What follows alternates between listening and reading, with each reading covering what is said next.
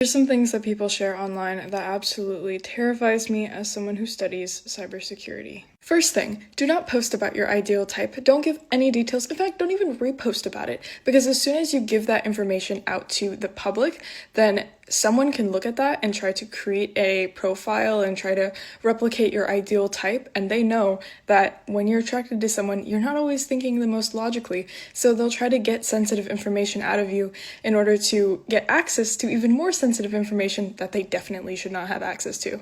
And even if it's not an attacker online, even in person, you never know who may be trying to pretend to be your ideal type in order to use you. So be so careful and do not post or repost about that. Second thing, don't post about trying to expose your ex or trying to talk about what happened, how horrible your ex is, because when you post about that, not only are you telling people, hey, I'm in a vulnerable state of mind, and so you can exploit that vulnerability and try to get sensitive information or try to send a phishing link that will cause me to click on it because I'm not thinking the most logically, but also you could get into legal trouble depending on how you say things and what you say. So be so careful with that.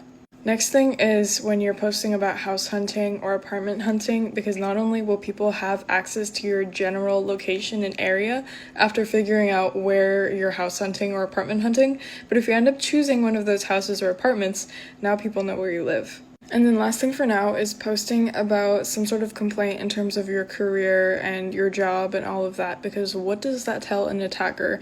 You are not in the most positive state of mind, and you are probably in a more emotional state of mind. And what does that mean? It's easy to manipulate that person. It kind of depends on how the attacker does this, but if they're able to hit certain pain points, then they may be able to get certain information from you that's sensitive, that you may just give, and as a result, they have access to information they really shouldn't have access to. And even if it's not the attacker, there may be some sort of company policy where you're not supposed to be talking about certain things that you may violate, and you could get into legal trouble for that as well. But yeah, be aware, be safe, there's no need to be afraid, but you do need to understand the consequences of the information that you share. Here's some things that people share online that